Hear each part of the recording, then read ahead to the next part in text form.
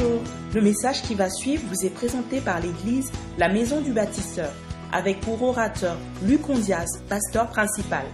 Nous croyons qu'en l'écoutant, vous serez richement édifiés en Christ.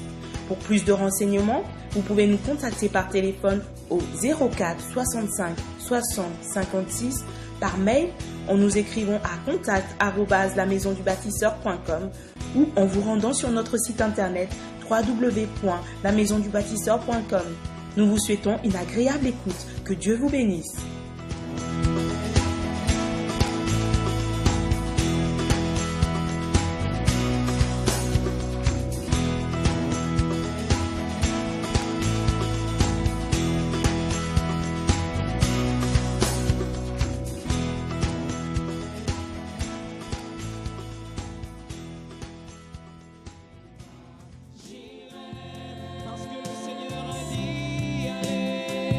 Si tu y vas, j'irai. Oh, donne-moi une vision à ma vie. Si tu y vas, j'irai. Donne-moi une vision pour l'œuvre à laquelle tu nous appelles. L'œuvre à laquelle tu m'appelles. Dépose une vision dans mon cœur. Si tu y vas, si tu y vas, j'irai. Je veux aller témoigner de toi, briller par mes œuvres, Seigneur. Jésus-Christ, oh, si tu y vas, oh, quel que soit là où tu m'appelles, Jésus, si tu y vas, j'irai. Si tu y vas, si tu y vas, j'irai.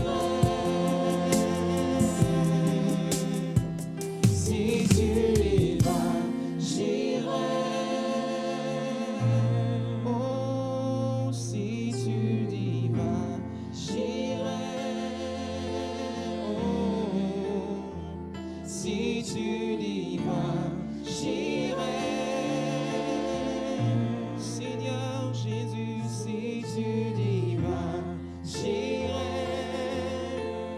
Mon âme te cherche. Oh, si tu y vas, mon âme te cherche, oh Jésus, au-dedans de moi. Si tu y vas, je veux aller vivre pour toi, me donner entièrement à toi, travailler pour ton œuvre, révéler Christ à ces nations, témoigner de ta bonté et de ta fidélité. Oh, si tu y vas, j'irai. Quel que soit là où tu m'enverras, Seigneur, j'irai. Merci pour la vision que tu déposes encore dans mon cœur, Père. Merci pour la merveilleuse vision que tu déposes dans mon cœur. Je suis honoré, nous sommes honorés, Seigneur, de t'appartenir à ce merveilleux corps, le corps de Christ. Nous sommes heureux de t'appartenir. Accorde-nous la grâce de comprendre qu'il ne s'agit pas de nous, qu'il s'agit des millions et des milliards de personnes, Seigneur, qui ne connaissent pas Jésus-Christ. Jésus-Christ ne viendra pas du ciel pour se révéler aux gens. C'est au travers de toi et de moi qu'il se révélera aux gens. Alors je veux aller et glorifier mon Seigneur sur la terre. On peut travailler, gagner de l'argent, avoir des enfants, être marié et construire une maison. Mais si tout cela n'est pas pour la gloire de Dieu, alors cela ne sert à rien. Que nos vies tout entières soient pour Christ et que Christ resplendisse dans toute sa splendeur au travers de chacun d'entre nous. Oh Seigneur, tel est ce à quoi tu nous appelles, car tu nous as appelés à célébrer la louange de ta gloire. Sois encore béni ce matin. Sois honoré, Saint-Esprit. Merci encore pour ces moments. Conduis toutes choses pour la seule gloire de Jésus-Christ.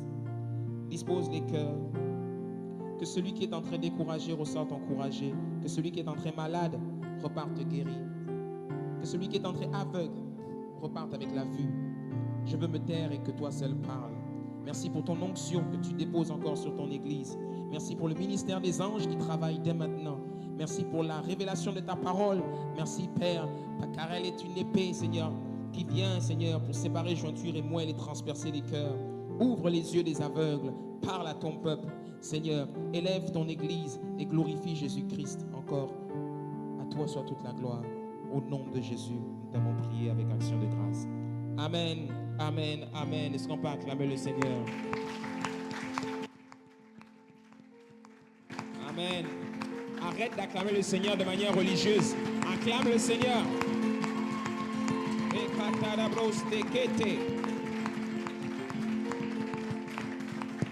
Alléluia. Amen. Avant de t'asseoir, dis à quelqu'un, tu es une personne spéciale pour Dieu. Amen. Tu es quelqu'un de très, très, très spécial pour Dieu. Merci Seigneur. Bienvenue à tous encore à la maison du bâtisseur. Bienvenue à l'église du Seigneur. Bienvenue à la maison. Bienvenue dans l'une des représentations diplomatiques du royaume des cieux. Bienvenue au conseil des ministres. Bienvenue dans l'assemblée des saints. Bienvenue à l'église. Comment allez-vous? Très bien ce matin. Très, très, très bien. Gloire à Dieu. Moi, je suis particulièrement heureux. Et je crois qu'on on passe un très bon moment, on passe un excellent moment. Et je crois que la parole de Dieu sera consistante aujourd'hui. Ce que nous allons partager ensemble aujourd'hui, je ne sais pas encore comment je vais le dire. Tout ce que je sais, c'est que je vais le dire. Amen. Je voudrais que tu prennes ta Bible avec moi dans le livre de Matthieu, au chapitre 28. Je voudrais que tu la sortes avant qu'on affiche le verset au mur. Nous sommes sur une série qui est extrêmement importante, intitulée « La puissance de la vision ». Dis avec moi « La puissance de la vision ». Dis avec moi « La puissance de la vision ». Fais bouger le plafond. La puissance de la vision.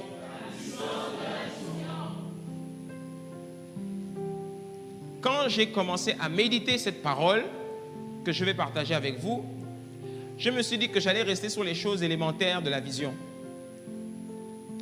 Le problème, c'est que quand tu entres dans la parole et que tu es en contact avec le Saint-Esprit, toi tu penses que tu veux rester à un certain niveau, mais le Saint-Esprit, quand il décide de te faire rentrer, il va te faire rentrer. Et aujourd'hui, je ne sais pas si j'aurai le temps de tout dire. J'espère, par la grâce de Dieu, en 1 heure. Mais aujourd'hui, je vais te demander une chose. Je vais te demander d'accorder beaucoup d'attention à ce qu'on va partager ensemble. Amen. Dis avec moi la puissance de la vision. Parce que ce qu'on va partager ensemble aujourd'hui, c'est toute la philosophie du royaume de Dieu. Et c'est toute la philosophie du message qu'on partage ici. Si tu veux réussir dans la vie, si tu veux briller dans la vie, si tu veux t'épanouir dans la vie, bien entendu, on ne pourra pas tout dire aujourd'hui, mais si tu veux réussir dans la vie et rendre gloire à Dieu avec ta vie, que Dieu regarde ta vie et il dise « Oh, ce petit-là, cette petite-là, je l'aime », alors il faudra que tu comprennes ce qu'on va dire aujourd'hui. Si tu ne comprends pas ce qu'on va dire aujourd'hui, tu seras religieux toute ta vie. Mais par la grâce de Dieu, tu ne seras pas religieux toute la vie. Amen. Et tu comprendras ça. J'ai demandé au Saint-Esprit, Saint-Esprit, à partir de maintenant, que l'on va donner ce message ensemble, toi et moi, je prie que tu ouvres les yeux et l'entendement de ton peuple et qu'ils comprennent ça. Il y a quelque chose qu'on est en train de mettre en place dans l'église, l'équipe qui va s'occuper de l'aspect de la communication sur Internet. Tous ceux qui se sont engagés dans ce groupe, particulièrement les leaders, le comité des leaders de l'église, je vous demande d'être très attentifs à ce qui va être dit. Amen. Parce que c'est très important. C'est très important. Et le message que l'on va partager aujourd'hui, c'est le message que l'église n'a pas compris. C'est pour cela que l'église est en échec. C'est pour cela que l'église ne brille pas. C'est pour cela que vous trouvez l'église ennuyant. C'est pour cela que vous n'avez pas envie de venir à l'église, souvent quand vous êtes chez vous à la maison. Parce que l'église ne vous dit rien. Parce que tout simplement, l'église ne joue pas son rôle. Mais nous, aujourd'hui, par la grâce de Dieu, le Saint-Esprit on a cherché son cœur dans la prière et dans l'adoration. On persiste, on insiste. Et le Seigneur, par mon biais, me rappelle que c'est ça le message que tu dois leur donner, le message du royaume. N'oublie jamais ça. Et tu dois leur donner ce message. Parce que Jésus, quand il a rassemblé les 12 et qu'il a commencé à leur enseigner le message du royaume, ils ne comprenaient rien du tout. Mais il a insisté. Dans le livre de Marc, au chapitre 9, au verset 23, lorsque le père vient voir Jésus et lui dit, avec son enfant qui est épileptique, il dit, Seigneur, tes disciples n'ont pas pu guérir mon fils qui est épileptique. L'épilepsie, c'est un démon. C'est un démon. Et Jésus arrive et Jésus dit, il dit, race incrédule et perverse, jusqu'à quand je serai avec vous? Jusqu'à quand? Eh bien, c'est souvent le soupir que les pasteurs poussent quand ils sont dans les églises. Ils sont là, ils entretiennent des gens qui ne comprennent rien. Et l'église n'avance pas. L'église a des projets, l'église veut grandir, l'église veut faire des choses, mais l'église n'avance pas. Parce que les gens sont là assis, comme dit la Bible dans la chair de Moïse, ils sont là assis et ils ne veulent rien capter. Mais ce que je rends grâce à Dieu, pourquoi? Je rends grâce à Dieu que qu'à la maison du bâtisseur, 80% d'entre nous sommes très jeunes. Amen. Et pourquoi Dieu envoie les jeunes? Parce que Dieu veut vous préparer tôt. Pour que vous soyez demain des personnes qui vont bouleverser cette nation. Amen. Dis avec moi, je suis né pour briller. Dis avec moi, je suis né pour briller. Telle est ta destinée. Aujourd'hui, et on va lire le livre de Matthieu, on va continuer notre message sur la vision et je voudrais particulièrement me focaliser sur le 3e message de notre série intitulé « Embrasser la vision apostolique ». Dis avec moi « Embrasser la vision apostolique ». Dans le livre de Matthieu, chapitre 28, à partir du verset 18, il est écrit « Jésus s'étant approché leur parla ainsi. Tout pouvoir m'a été donné dans le ciel et sur la terre. Allez, dis avec moi, allez. Dis encore, allez. Faites de toutes les nations des disciples, les baptisons au nom du Père, du Fils et du Saint-Esprit et enseignez-leur à observer tout ce que je vous ai prescrit. Et voici, je suis avec vous tous les jours jusqu'à la fin du monde. Allez. Cette parole est la dernière parole que Jésus-Christ a donnée à ses enfants, c'est-à-dire nous, à son Église. Et Jésus, quand il donne cette parole, il est très sérieux. Il est très sérieux. Cette parole est appelée couramment la Grande Commission. Ce sont ces paroles-là qui résument en quelques mots la mission de l'Église. Ce sont ces paroles-là qui résument en quelques mots ce que tu es appelé à être en tant que chrétien.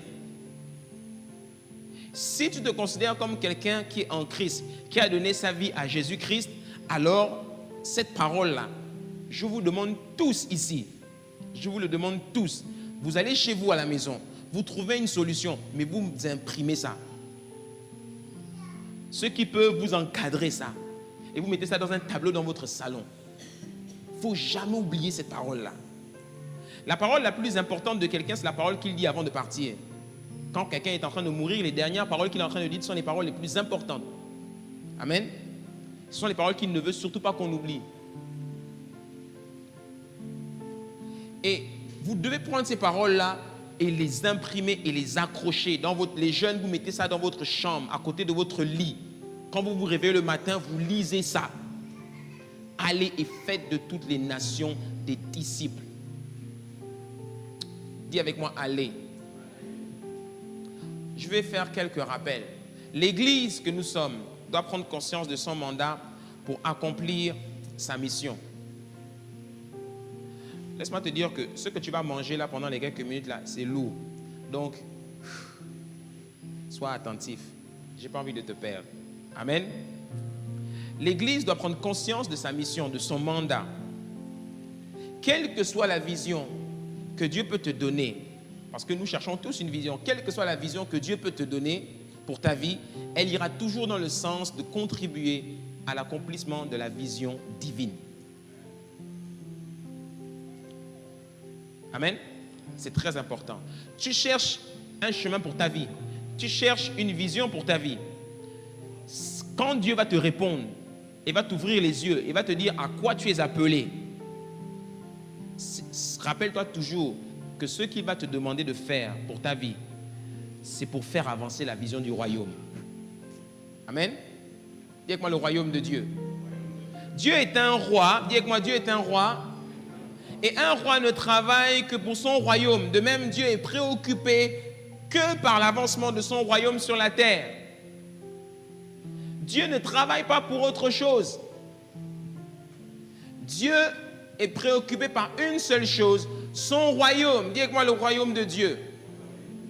Ce message est précurseur et il est en train de vous préparer à une longue série que l'on va avoir en début d'année sur le royaume de Dieu.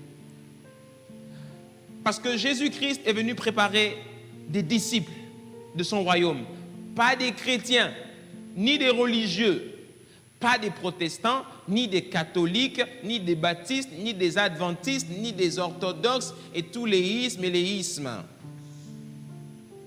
Amen. Dis avec moi, je suis fils du royaume. Et toute prière que tu veux adresser à Dieu doit toujours aller dans le sens de son royaume. Sinon, elle n'a pas d'intérêt.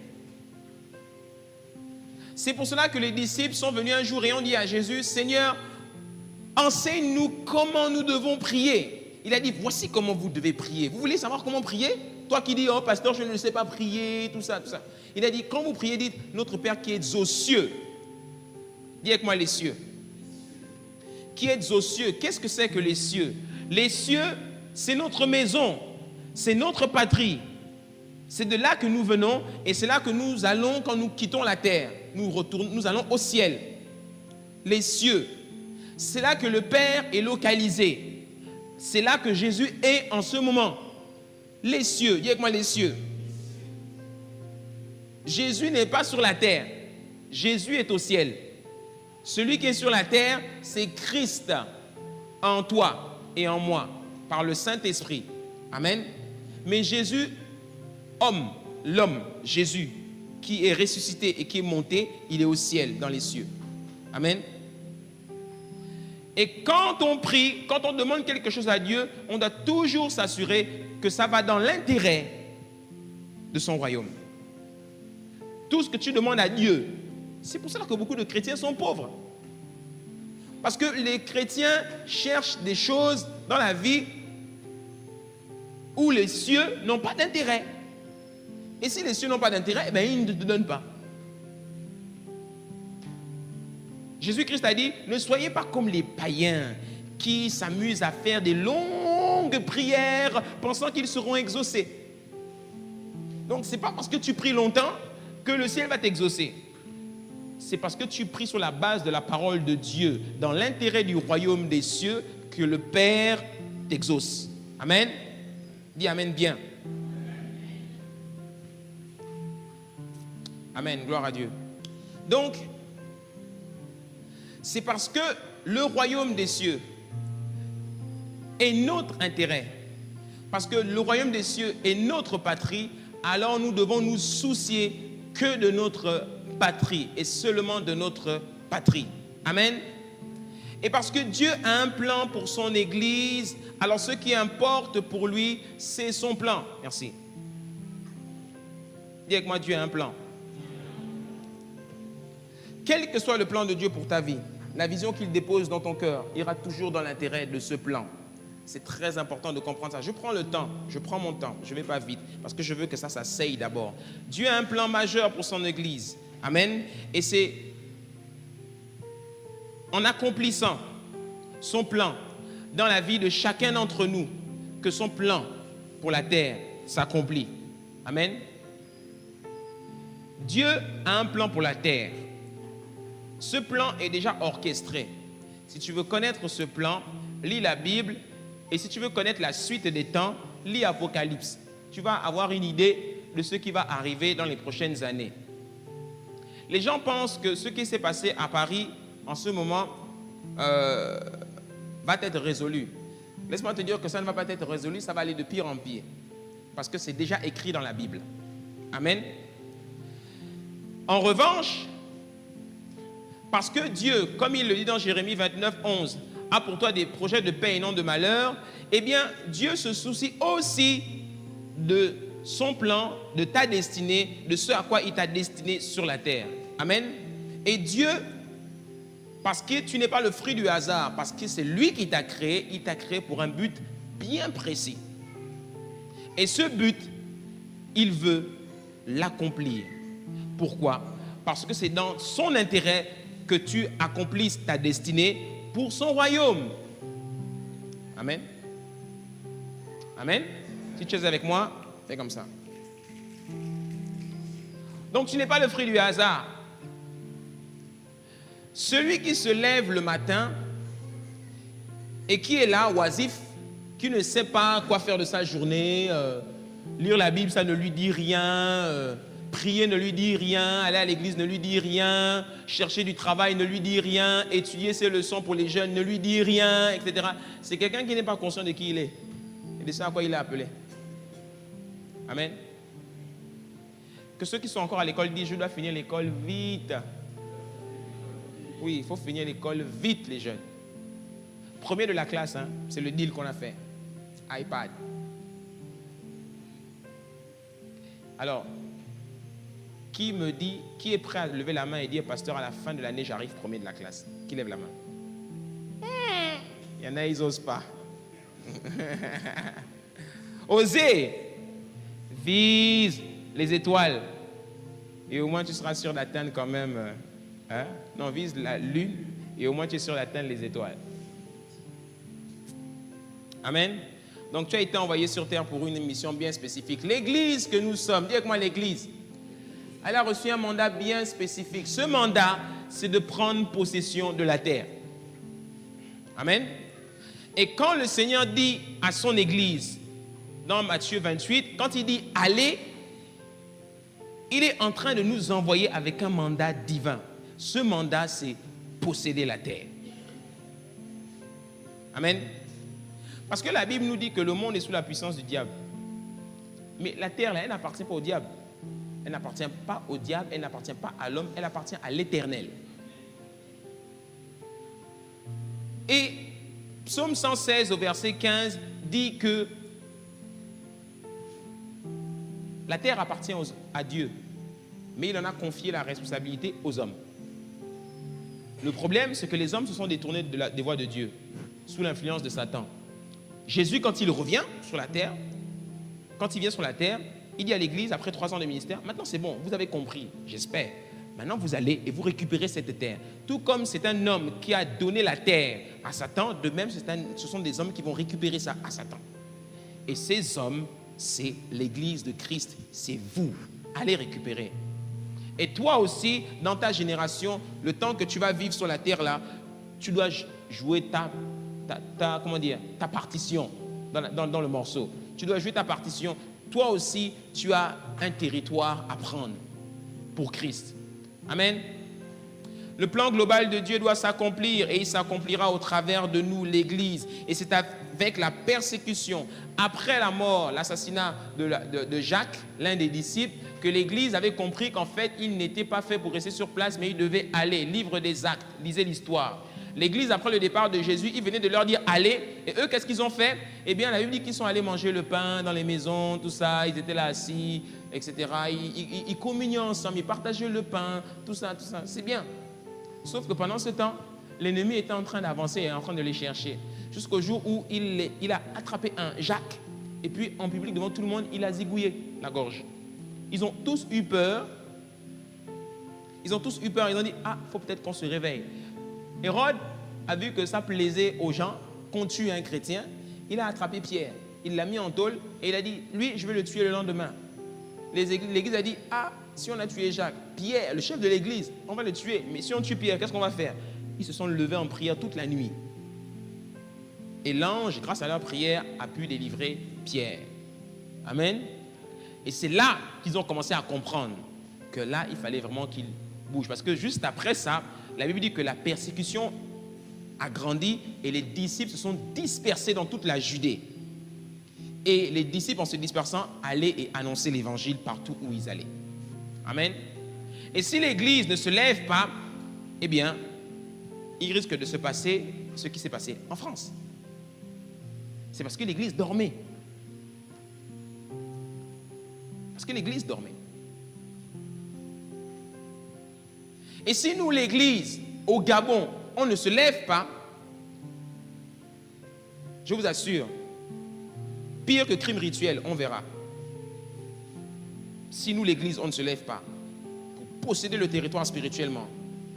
Les crimes rituels, ça fait peur aux gens, non? Si l'Église ne brille pas dans ce pays, ça va augmenter. Alléluia. Je te dis que ce qu'on va dire aujourd'hui, c'est un peu consistant. Alléluia.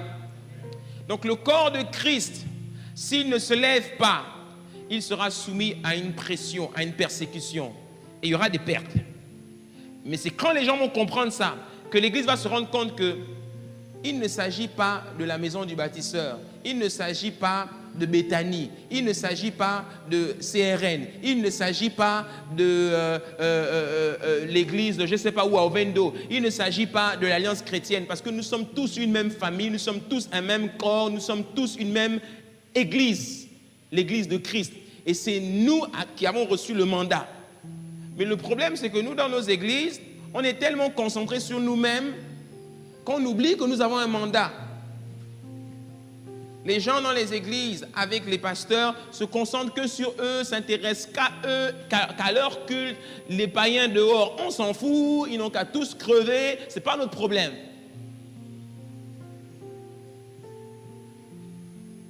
Mais le problème que Dieu a avec nous, c'est que ce n'est pas à ça qu'il nous a appelés. Dieu a dit, les gens qui sont dehors là, tout comme toi, quelqu'un t'a évangélisé et t'a amené à Christ, toi aussi maintenant tu dois aller dehors et évangéliser. Amen. C'est très important. C'est ça notre mandat. Gloire à Dieu. Donc chacun de nous, à son niveau, à sa manière, avec ce que Dieu va lui donner, doit comprendre qu'il doit rentrer dans le plan de Dieu et aller conquérir aussi. Je vais insister sur ça tout à l'heure. Notre positionnement dans le plan global de Dieu, notre positionnement dans le plan de Dieu est très important à connaître. Chaque enfant de Dieu est positionné dans le plan global de Dieu avec un appel spécifique. Et ce positionnement dans le plan de Dieu s'appelle la vision. Dis-moi la vision. Quand Dieu va te révéler la vision à laquelle il t'appelle, tu vas trouver ta place dans le royaume. Quand tu dis, Seigneur, donne-moi une vision, Seigneur, je te cherche, je cherche. Montre-nous où aller, montre-moi le chemin. Tu es en train de lui demander, c'est quoi ma place? Dans le livre de Matthieu, chapitre 20, un jour, les disciples envoient leur maman, les fils de Zébédée envoient leur maman qui viennent dire au Seigneur, oh Seigneur, quand tu entreras dans la gloire de ton royaume, peux-tu prendre mes deux fils, tu mets un à ta gauche et un autre à ta droite? Elle dit, femme, sais-tu ce que tu es en train de demander? Figurez-vous que, la phrase d'après, c'est il répondit, et ce n'est pas elle qui a répondu. Il pose la question à elle, mais eux là-bas, ils sont loin. En fait, la scène, c'était qu'ils étaient dans le coin là-bas, loin.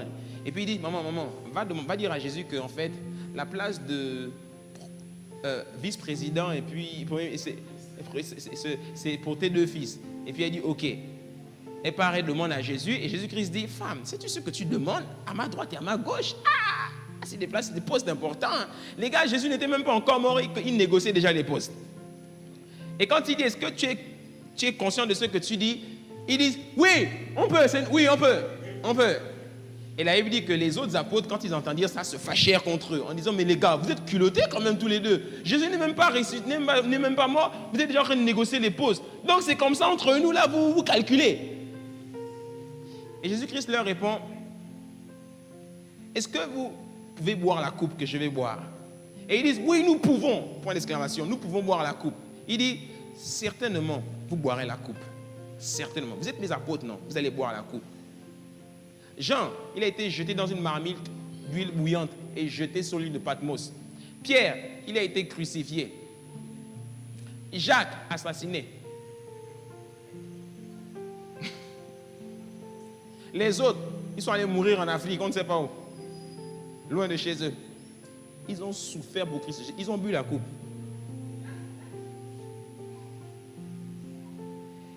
Mais Jésus-Christ rajoute une parole très importante juste après. Il dit, oui, certainement vous boirez la coupe, mais en ce qui concerne les places qui sont à ma gauche et à ma droite, seul le Père sait à qui elles appartiennent, car elles sont déjà réservées.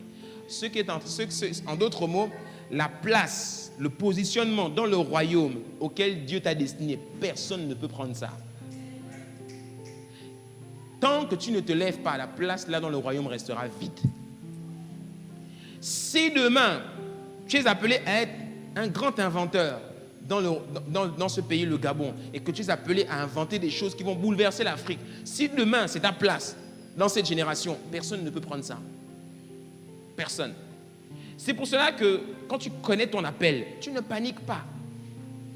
Tu n'es pas en compétition avec les autres. Tu vois les autres églises avancées qui font des choses, tu es tranquille parce que toi tu sais.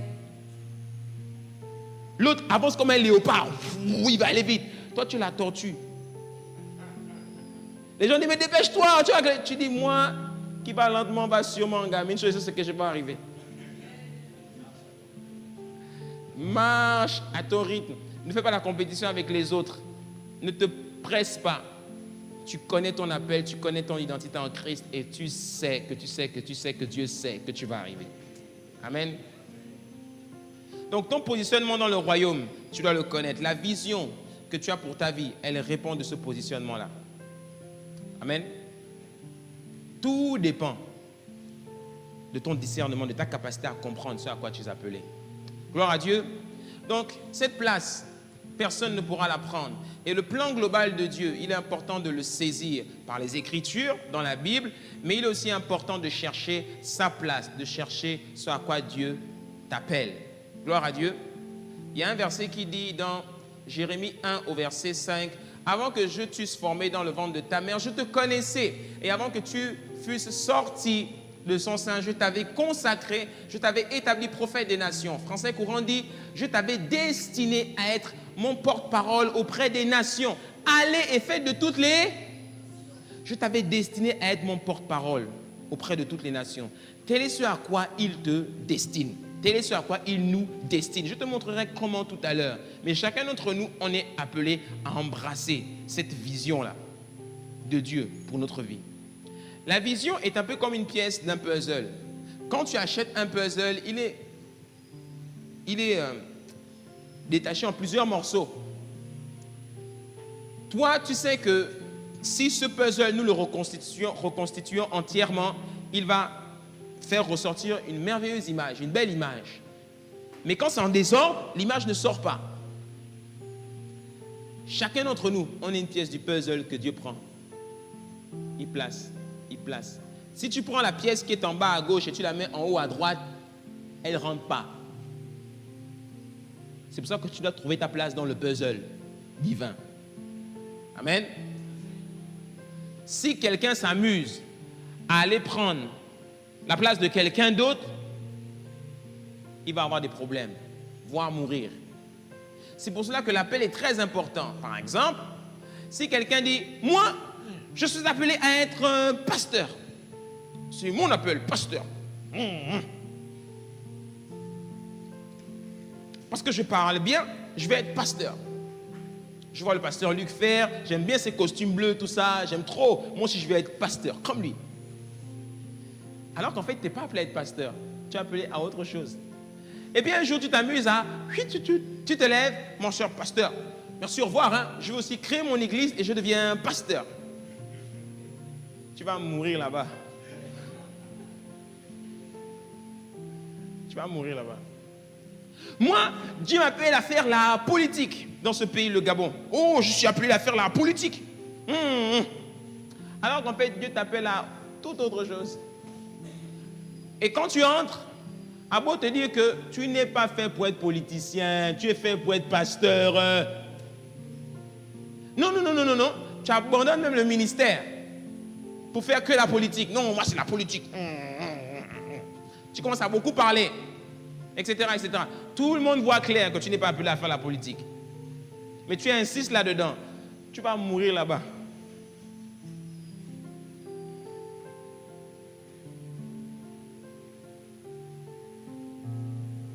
que Dieu nous accorde la grâce à chacun d'entre nous d'être à sa place. Amen. C'est un principe, hein, même dans l'église.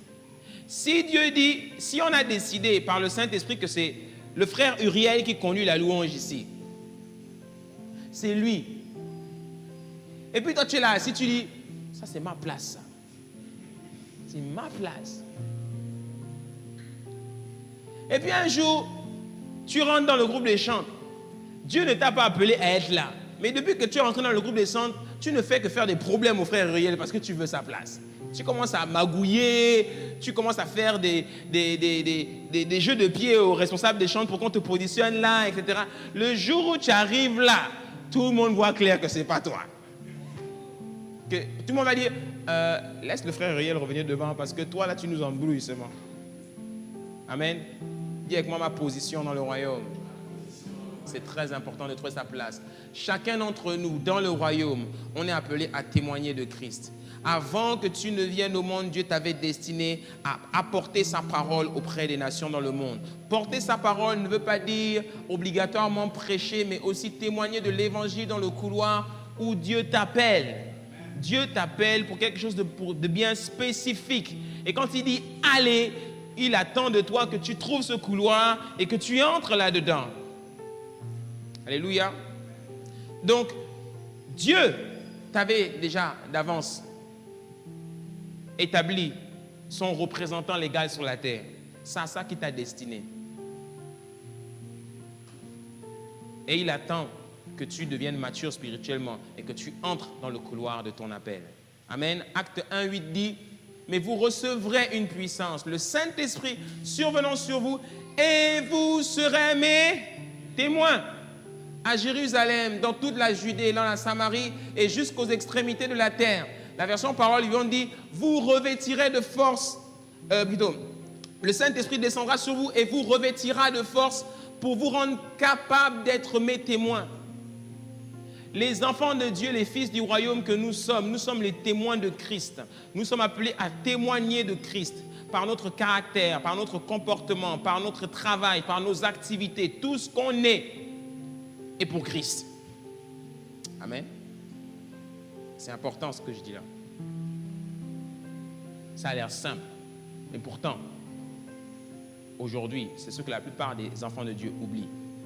C'est pour ça que la vie chrétienne est ennuyante pour beaucoup. Parce qu'ils ne sont pas entrés, ils n'ont pas embrassé ce mandat-là. Alléluia. Pour revenir à la vision que Dieu te donne, une fois que tu comprends ce message-là, elle est l'instrument de Dieu pour te faire découvrir le chemin à prendre vers ta destinée. Tu dois connaître la vision. C'est très important de découvrir la vision. Sans vision, tu ne peux pas progresser dans la vie. Sans vision, tu ne vas nulle part. C'est pour cela que le jour où tu comprends le mandat divin, le plan global de Dieu, tu sais comment lui demander de te révéler ta vision. Tu dis maintenant, Seigneur, j'ai compris le mandat. J'ai compris que je dois aller vers les nations. J'ai compris que je dois changer ma génération. J'ai compris que je dois influencer mon environnement. J'ai compris que je suis appelé à faire la différence. Maintenant, Seigneur, je suis prêt à accepter le mandat. Montre-moi ce à quoi tu m'appelles. Amen. Et pour te faire entrer dans le plan divin, Dieu te redonnera toujours une vision. Le but de tout un chacun, c'est pour la gloire de Dieu. Le but, c'est pour la gloire de Dieu. Un enfant de Dieu qui vit pour sa propre gloire, il est en dehors du plan. On vit pour la gloire de Dieu. Dis avec moi, je vis pour la gloire de Dieu. Et tu vivras le temps que Dieu te permettra sur la terre et un jour tu partiras. Mais il faut qu'à la fin de ta vie ait glorifié le Seigneur par tes œuvres. Tout le monde n'est pas appelé à prêcher, tout le monde n'est pas appelé à passer à la télévision, mais même dans ton environnement à toi, même si c'est derrière un bureau, il faut que les gens se souviennent toujours de toi comme quelqu'un qui aimait profondément le Seigneur et qui rendait gloire à Dieu. Amen. C'est très important. Éphésiens 1:12, ainsi nous avons été destinés d'avance à célébrer sa gloire, nous qui, les tout premiers, avons placé notre espérance dans le Messie, Jésus. C'est à cela que Dieu nous appelle. Amen. Donc, Maintenant que Jésus nous a expliqué ça, Jésus, c'est ce qu'il s'est vertué à expliquer à ses disciples tout le temps. Parce que Jésus-Christ dit dans Matthieu 9, le verset que j'ai dit tout à l'heure, jusqu'à quand je serai avec vous. Donc au bout d'un moment, il a commencé, même pas au bout d'un moment, dès la première réunion. Vous savez quel était le sujet, le thème du jour de la première réunion que Jésus-Christ a eue avec ses disciples? Lisez la Bible. La toute première réunion que Jésus-Christ a eue avec ses disciples. Le sujet du jour, c'était la mort. Le sujet du jour, c'était le Fils de l'homme va être crucifié. Les païens vont lui cracher dessus. Et je partirai un jour. Amen. Donc, maintenant qu'on a compris ça, la question qu'on va se poser, c'est, alors, si telle est la vision d'accomplir le plan de Dieu au travers de ma vie, comment le Seigneur fait-il pour nous communiquer cette vision? Comment fait-il? Comment a-t-il fait pour communiquer cette vision à ses apôtres? La réponse, elle se trouve dans le livre de Luc, au chapitre 6, au verset 12 à 16. Il est écrit, « En ce temps-là, Jésus se rendit sur la montagne pour prier. Et il passa toute la nuit à prier Dieu. » Regardez, Jésus a des disciples, une foule de disciples, d'accord? Et il sait que parmi cette foule-là, il doit choisir les bonnes personnes qu'il va envoyer vers les nations. Parce que tout le monde n'a pas compris.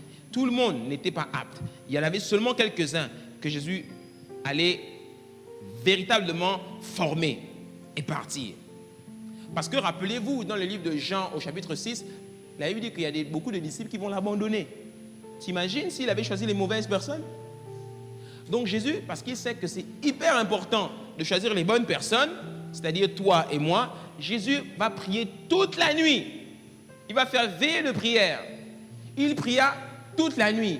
Quand le jour parut, dis avec moi, quand le jour parut, il appela ses disciples et il en choisit 12, auxquels il donna le nom d'apôtres.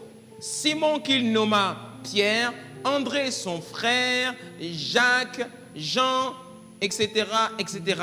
Philippe, Barthélemy, Matthieu, Thomas, fils d'Alphée, Simon appelé le Zélote, Jude, fils de Jacques, et Judas Iscariote qui devint un traître. Dis avec moi apôtre. Le mot apôtre vient d'un mot grec que l'on prononce apostolos. Dis avec moi apostolos. Le mot apostolos, comme vous le voyez là, veut dire envoyé ou encore missionnaire, ambassadeur, agent commissionné ou représentant légal. Dis avec moi apôtre. En d'autres mots, un apôtre, c'est quelqu'un qui a reçu le mandat d'aller vers les nations. Apostolos. Amen. Les 12 disciples reçurent spécifiquement le don d'apôtre pour être les porte-paroles du Christ vers les nations. Les 12 furent établis spécifiquement sur l'Église avec l'autorité et le pouvoir de gouverner le corps de Christ en tant que leader. Dis avec moi les 12. Tu vas comprendre. Tu vas dire, mais pasteur, tu es en train de dire quoi? Que je suis devenu apôtre aujourd'hui? Non, tu n'es pas devenu apôtre aujourd'hui.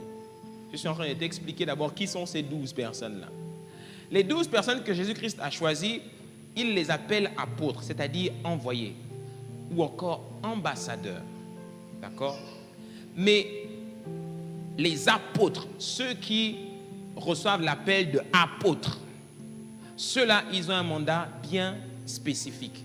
Ils font partie des 5 ministères qu'il y a dans l'Église. Amen.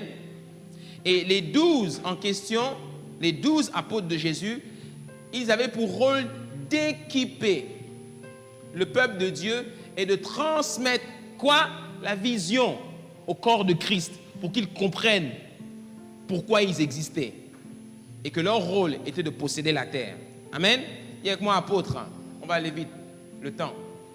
Les 5 ministères, dis avec moi les 5 ministères. Les 5 ministères de l'Église sont définis dans Éphésiens 4, 11. Beaucoup d'entre nous, vous les connaissez déjà. Et il a donné les uns comme apôtres, dis avec moi apôtres. Les autres comme prophètes, dis avec moi prophètes. Les autres comme évangélistes, dis avec moi évangélistes. Les autres comme pasteurs, dis avec moi pasteurs. Et docteurs, dis avec moi docteurs. Pour le perfectionnement des saints en vue de l'œuvre du ministère et de l'édification du corps de Christ. Ces 5 ministères-là font partie dans le royaume de Dieu du ministère de l'éducation nationale. C'est-à-dire ce sont les formateurs du royaume. Amen. Le corps de Christ, l'église de Christ, c'est un gouvernement. Amen. Et dans un gouvernement, tout comme au Gabon, il y a le ministère de l'éducation, le ministère de l'économie, le ministère de la jeunesse, le ministère de ceci et cela. Eh bien, dans le royaume de Dieu, il y a aussi différents ministères. Amen. Le ministère de la santé est là pour répondre aux problèmes de santé. Le ministère de l'économie est là pour répondre aux problèmes de l'économie. Celui de la jeunesse pour les jeunes, etc. L'enseignement supérieur. Mais il y a un ministère dans le gouvernement. C'est le ministère où beaucoup d'entre vous, vous êtes directement concernés en tant qu'élèves et étudiants. C'est le ministère de l'éducation. Dis-moi le ministère de l'éducation. Et dans le ministère de l'éducation, il y a des enseignants, des professeurs. Et ces professeurs-là, eux, leur rôle, ce n'est pas l'extérieur. Leur rôle, c'est l'intérieur. C'est de s'occuper de vous donner la matière et les outils pour pouvoir aller où? Dehors. Tout ce que tu apprends à l'école, c'est pourquoi? C'est pour pouvoir travailler demain, non? C'est pour cela que quelqu'un qui refuse d'aller à l'école, qui ne veut pas apprendre, il aura des difficultés à l'extérieur. C'est pour cela qu'ici, je vous dis tout le temps que vous devez être premier de la classe. Mangez tout ce que vous avez à l'école. Soyez les meilleurs parce que dehors, vous en aurez besoin. Amen. Et ça, c'est le rôle des formateurs du royaume. Et les formateurs du royaume, ce sont les apôtres, les prophètes, les évangélistes, les pasteurs et les docteurs. Maintenant, dis avec moi les 5 ministères. Ces 5 ministères-là ne sont pas à prendre à la légère. Ici, ce verset, les classes. C'est très important ce que je dis là, écoutez bien. Il y a un autre verset dans la Bible, c'est dans le premier livre de Corinthiens, au chapitre 12, au verset 27, où Paul répète la même chose. Paul dit, vous êtes le corps de Christ. Dis avec moi, nous sommes le corps de Christ. Et vous êtes ses membres, chacun pour sa part. Chacun d'entre vous, vous êtes appelé à quelque chose. Chacun. Ok? Et Dieu a établi dans l'Église, premièrement, dis avec moi, premièrement, des apôtres. Secondement, des prophètes. Troisièmement, des docteurs. Là, Paul, en fait, avait écrit le livre de Corinthiens avant le livre de Éphésiens. C'est pour ça qu'il a mis docteur en 3e position. Mais quand il va écrire aux Éphésiens, il va reclasser docteur à la fin. D'accord? Docteur, ensuite, ceux qui ont le don de miracle. Qui a le don de miracle? Les évangélistes. Amen. Puis ceux qui ont le don de guérir, secourir et gouverner. C'est qui ceux-là? Ce sont les pasteurs. Les pasteurs, ce sont ceux qui sont là pour guérir par la parole, en prenant soin des gens, secourir, gouverner ou encore diriger l'Église. Amen. Et dans Éphésiens, il va corriger quand il va mettre le docteur à la fin. Quels sont leurs rôles à eux? J'insiste, je fais une pause sur ça. Pourquoi? Pour qu'on comprenne bien que tout le monde n'est pas appelé à ces 5 ministères quand on dit ministère. D'accord? Si demain, chacun d'entre nous ici, on a un ministère. Dis avec moi, j'ai un ministère. Et un jour, Dieu va te révéler ton ministère, c'est-à-dire ton appel. L'apôtre. Les 5 ministères. L'apôtre, dis avec moi l'apôtre. L'apôtre, qui vient du mot grec apostolos, veut dire en français le premier.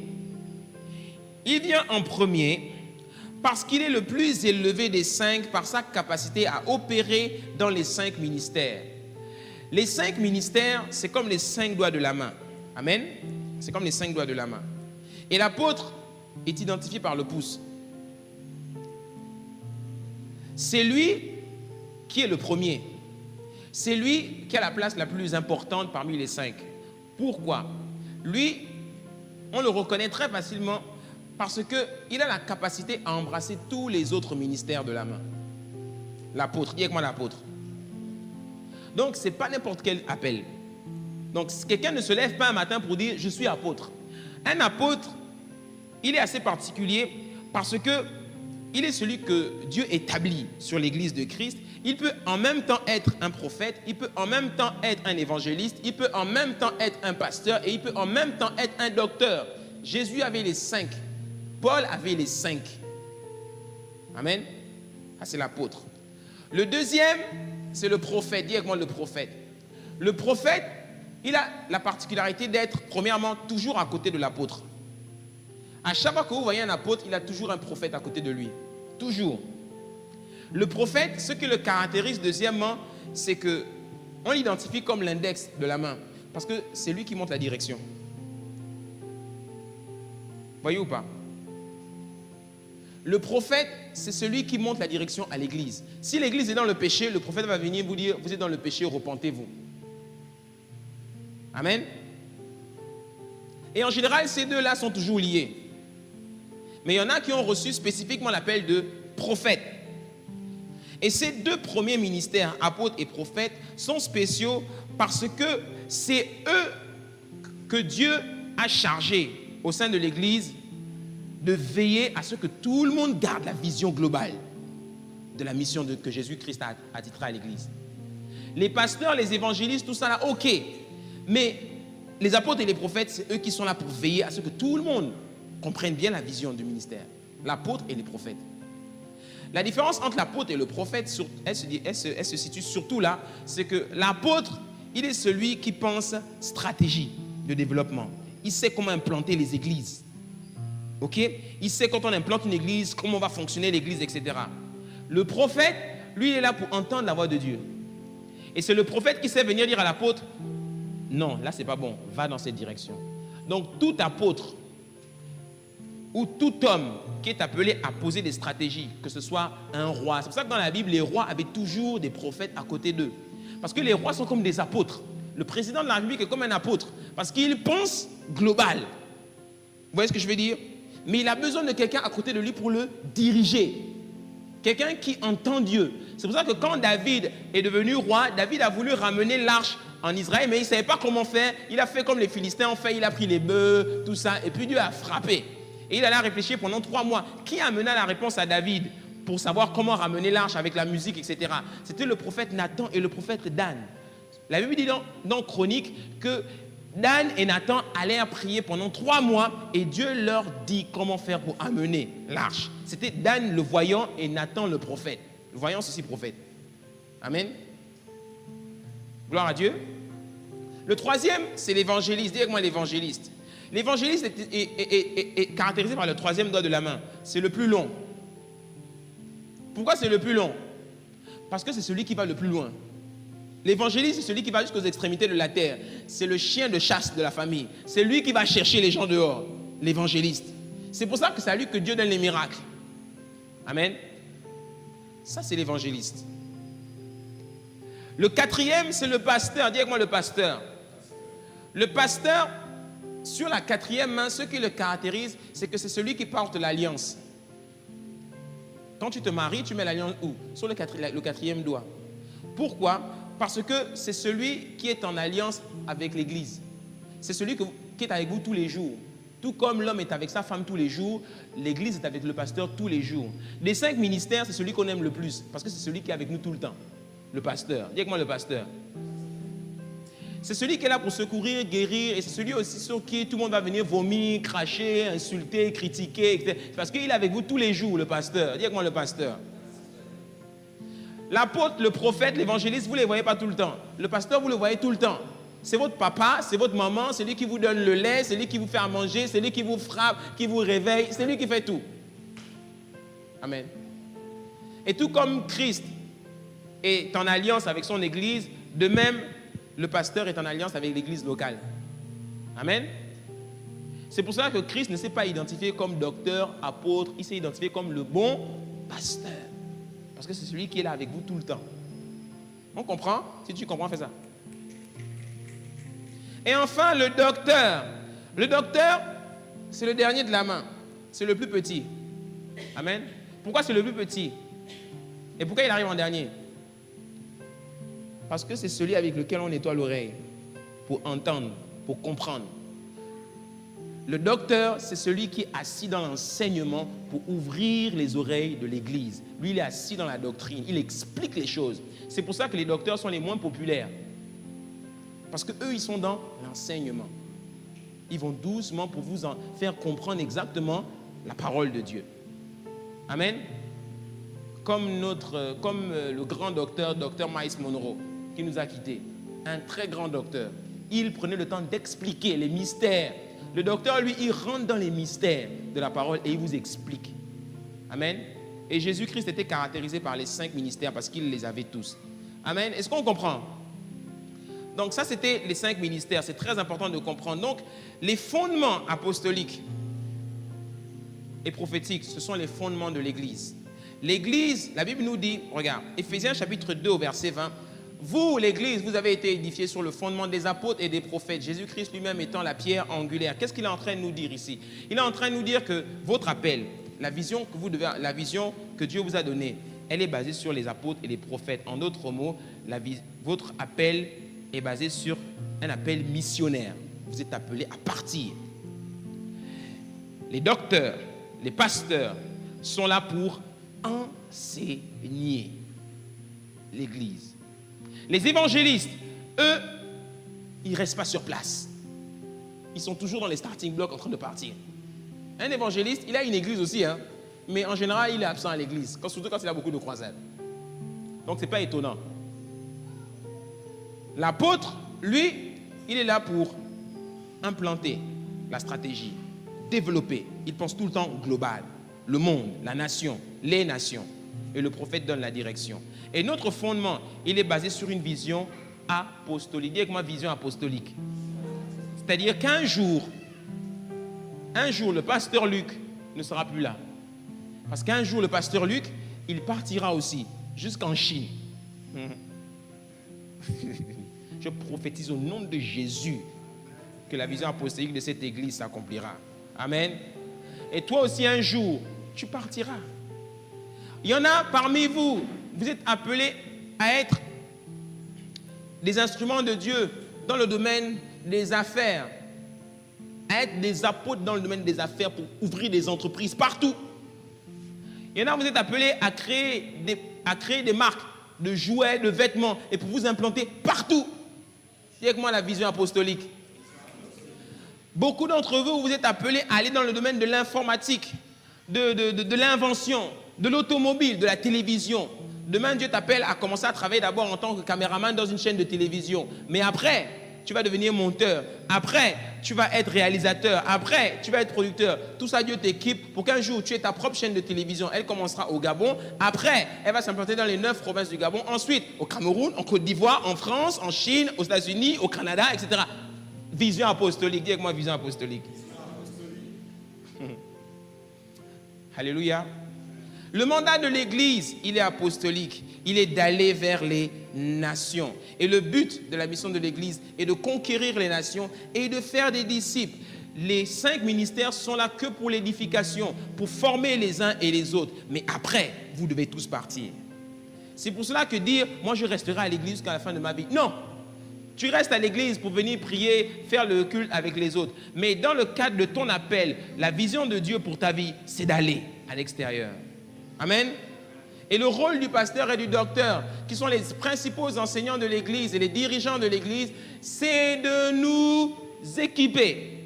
D'équiper les brebis du Seigneur avec la parole de Dieu, avec les mystères du royaume, etc., etc., et de nous amener à opérer à l'extérieur. Amen. Dis Amen bien. Amen.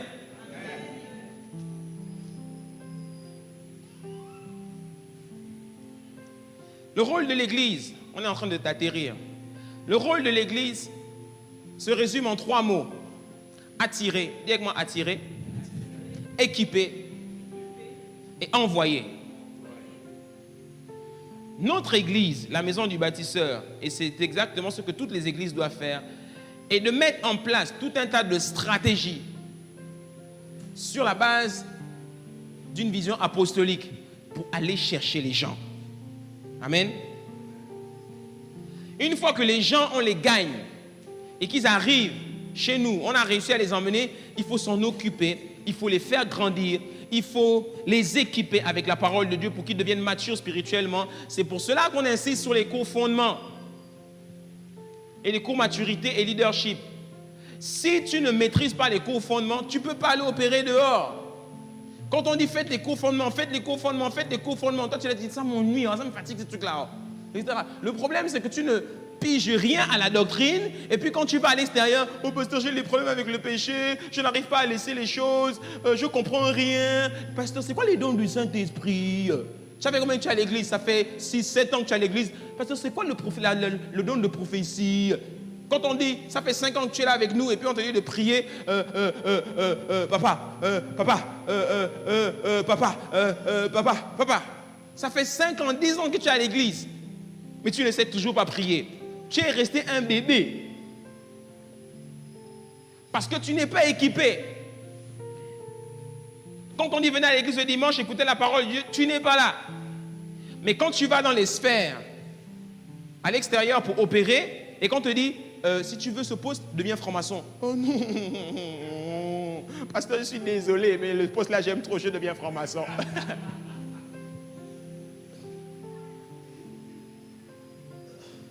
Faible et bébé. Amen. Et après, on t'envoie. Et quand on t'envoie, ton rôle, c'est d'aller conquérir. Alléluia. Notre appel est apostolique, c'est-à-dire d'aller étendre le royaume sur la terre dans toutes les sphères de la société. Est-ce qu'on comprend? Si tu comprends, fais ça. Est-ce qu'on saisit? Tout le monde n'est pas apôtre de fonction, mais tout le monde possède l'onction apostolique. Quelle est la différence entre les deux? La différence entre l'apôtre et l'onction apostolique, c'est que l'apôtre, lui, en sa personne, il est un don pour l'Église. Amen. Il est dévoué à l'Église. Sa personne, sa vie est faite pour l'Église. L'onction apostolique, c'est le manteau. C'est le manteau que Dieu dépose sur ta vie pour que tu puisses travailler dans le couloir de ton appel. Amen. Si Dieu t'appelle dans le domaine de l'éducation et que Dieu dit, tu es appelé à créer, Dieu te donne la vision et tu reçois dans ta vision que, oh, Dieu m'appelle à créer une école. Dieu est en train de dire, pas une école, des écoles. Ton école, tu la commenceras au Gabon, comme la Digital Business School, au nom de Jésus. Tu commences au Gabon, après Cameroun, Côte d'Ivoire, Ghana, Guinée, Congo, Centrafrique, etc., etc. Onction apostolique. Dis avec moi, onction apostolique. Et le but, c'est de conquérir. Et c'est à ça qu'on est appelé. Les autres disciples, ils ne reçurent pas le don d'apostolat. Ce n'étaient pas des apôtres les autres. D'accord? Il n'y avait que les 12. Mais les autres, ils avaient reçu l'onction apostolique. Il y en a un, par exemple, qui avait compris ça très rapidement. Et dès qu'il a compris ça, il a abandonné les autres. Il est parti sans dire au revoir. Vous savez c'est qui? C'est Philippe. Dès que Philippe a compris cette histoire-là, oh, mais il est parti en Samarie direct. Il est venu au nom de Jésus, donnez votre onction apostolique. Il a dit que Philippe a commencé à faire des miracles partout. Et les gens ont entendu que, oh, mais Philippe fait des miracles là-bas. Il était seul, hein. Après, le Saint-Esprit dit, ah, voici au moins quelqu'un qui a compris, on laisse dormir les autres. Et puis quand il a fini en Samarie, le Saint-Esprit l'enlève, il l'envoie dans les déserts avec l'Éthiopien. Oui, qu'est-ce que tu lis là? Qu'est-ce que tu lis? Je suis en train de lire la Bible, Isaïe 53, bien, je vais t'expliquer, etc. Et après, l'Éthiopien dit, waouh, c'est génial. Mais voici de l'eau, on ne peut pas se faire baptiser. La fille dit, il n'y a pas de problème, je te baptise tout de suite. Boum, dès qu'il sort de l'eau, le Saint-Esprit l'envoie ailleurs. Matrix. Téléportation. Et il avait tout compris. Personne ne le contrôlait. Mais par contre, il faisait partie de l'église. Hein. Il était soumis aux apôtres, tout ça, mais il travaillait. Amen. Donc, c'est très important de comprendre que notre but ultime est de trouver notre don, c'est-à-dire notre positionnement dans le corps de Christ et d'aller. Amen. On va atterrir. Notre mission, elle se résume en ces mots. Désormais, voici notre mission. Amener les gens, dis ça avec moi, haut et fort avec moi, ensemble. 1, 2, 3. Amener les gens à connaître à suivre et à être pleinement dévoués à Jésus-Christ et bâtir des générations de leaders pour le royaume de Dieu. Amen. Est-ce que tu peux encore acclamer le Seigneur pour ça?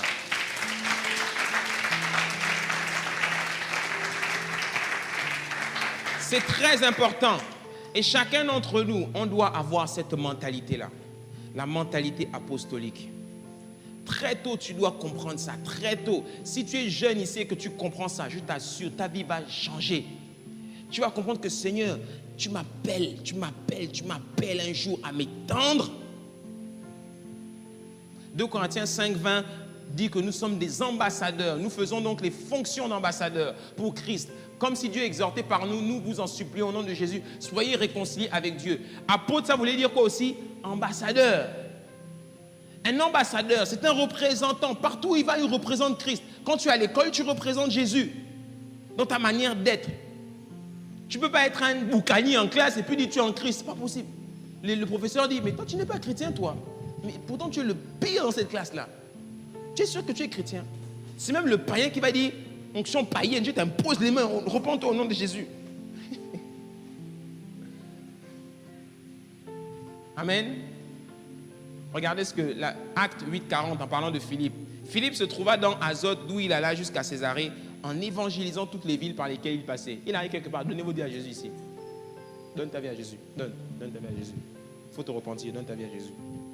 Dès que tu arrives à la maison, tu entends des trucs. Oh, vous savez, maman, papa, vous savez, oh, il faut donner votre vie à Jésus. Oh. Vraiment, c'est important. Oh, vous avez vu ce qui se passe à Paris? Oh, c'est pas possible. Paris, là, on tue les gens maintenant, comme ça, on coupe les têtes. Les gens viennent se faire sauter les kamikazes. Oh, maman, le monde, là, c'est compliqué. Oh. Il faut donner votre vie à Jésus. Oh. Tu nous fatigues avec tes histoires de Dieu, là. Il n'y a pas de problème, je vous fatiguerai encore. Donnez votre vie à Jésus. Oh. Amen. Même si elle prend la chaise, sors de chez moi. Tu dis non, il n'y a pas de problème. Donne ta vie à... Bon, d'accord. Amen. Voici 3 questions capitales. Pour finir, on va se poser 3 questions. Pourquoi le Seigneur nous envoie-t-il dans le monde? La première raison, c'est pour sauver le monde. La deuxième raison, c'est pour révéler Christ aux nations. Christ révélé aux nations. Révéler Christ aux nations. Sauver le monde et révéler Christ aux nations. Leur amener le salut. Amen. 1 Timothée 2, 3, 4 dit, cela est bon et agréable devant Dieu notre Sauveur qui veut que tous les hommes soient sauvés et parviennent à la connaissance de la vérité. C'est notre appel. Il y en a qui vont le faire en tant qu'évangéliste. Mais toi aussi dans ton domaine, tu peux être un évangéliste à ta manière. Lorsque Neymar, le footballeur du Barça, a remporté un championnat il y a quelques mois, dès qu'ils ont remporté la Ligue des Champions, je crois que c'était ça, il est sorti. Il a sorti un bandeau, il a mis ça sur sa tête avec écrit en gros Jésus. Vous avez vu comment on en a parlé partout sur Internet et dans les journaux? Comment Neymar a pu mettre un bandeau avec écrit Jésus? Et vous, quand vous mettez vos histoires avec votre... lui met son Jésus. Ça fait jaser. Hein? Oui, il avait mis 100% Jésus, 100%. C'est pour ça qu'il brille. C'est là où tout le monde s'est rendu compte que, oh, en fait, il est chrétien. Yep. J'ai dit, représente. Et il brille. Il est le meilleur joueur au monde. Il brille et il joue dans la plus grande équipe du monde. Et il n'a pas honte de dire, je suis en Christ, les gars. Kaka, dès qu'il marquait un but, il met Jésus. Et il referme Jésus. Pourquoi il faisait ça? Parce qu'il savait que les jeunes les admiraient. Et si le jeune dit, oh, donc c'est ça son secret. Donc je donne aussi ma vie à Jésus. Et c'est comme ça qu'il vient un jour s'asseoir ici. On dit, frère, pourquoi tu viens à l'église? Parce que Neymar est en Jésus, tu veux aussi donner ma vie à Jésus. La deuxième question à se poser, c'est où le Seigneur veut-il nous envoyer? Écoutez bien ça. Ah, le temps. Il me reste 5 minutes à peine. Où le Seigneur veut-il nous envoyer? Seigneur, tu veux nous envoyer. Ok. Tu nous as fait comprendre que tu nous attires à l'église par tout type de manière. Maintenant, le pasteur est en train de nous équiper. Nous recevons tout type d'enseignement et de formation à l'église. Et le temps viendra où je devrais moi aussi opérer dans mon domaine. Mais où je dois aller?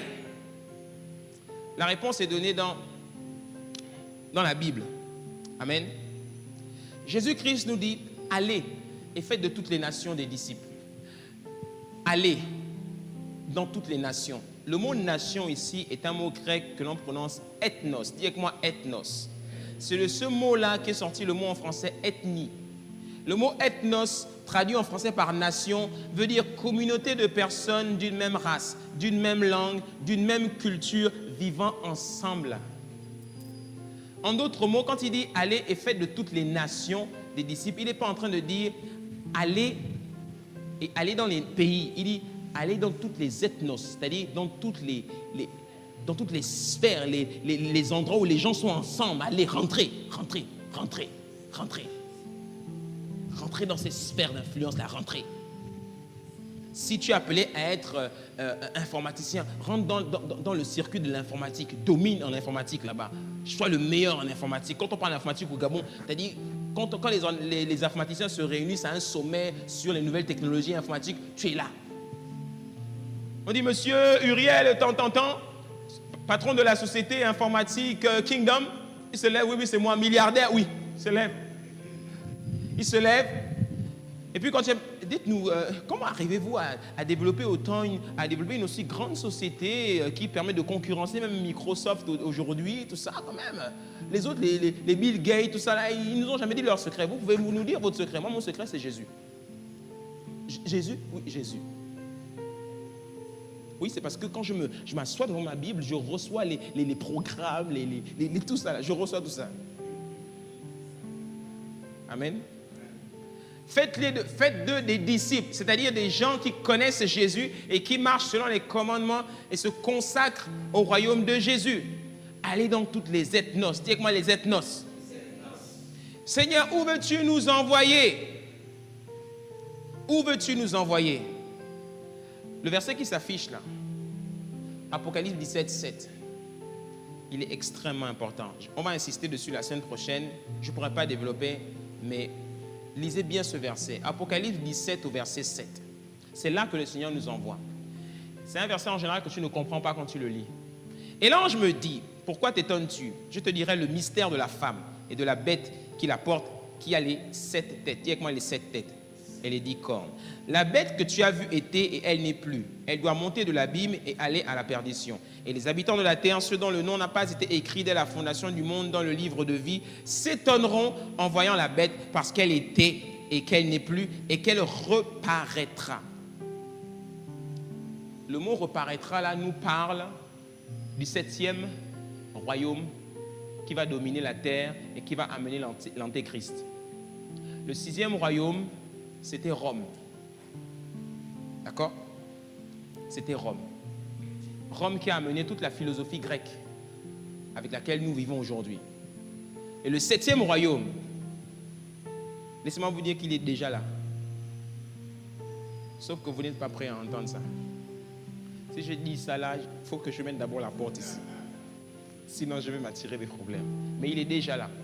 Vous pensez que ce qui se passe en France, c'est pourquoi? Et il dit, c'est ici l'intelligence qui a de la sagesse. Les 7 têtes sont 7 montagnes. Dis avec moi 7 montagnes sur lesquelles la femme est assise. Je vais t'expliquer maintenant. 7 montagnes. Les 7 montagnes sont 7 systèmes, 7 sphères d'influence qui dominent le monde.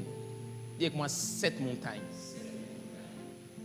La femme ici, le mystère de la femme qui est assise, les 7 montagnes sur lesquelles la femme est assise. La femme en question, c'est c'est un système qui est accompagné, qui se compose de valeurs, de croyances auxquelles les gens adhèrent. Et ce système domine sur les 7 montagnes. Amen. Et ces 7 montagnes, le Seigneur dit que ce sont 7 sphères d'influence où l'Église doit entrer parce que ce sont ces 7 montagnes-là qui régissent le monde. Amen. Les 7 montagnes, les voici. Voici les 7 montagnes vers lesquels le Seigneur nous envoie. Ces 7 montagnes sont 7 sphères d'influence, 7 domaines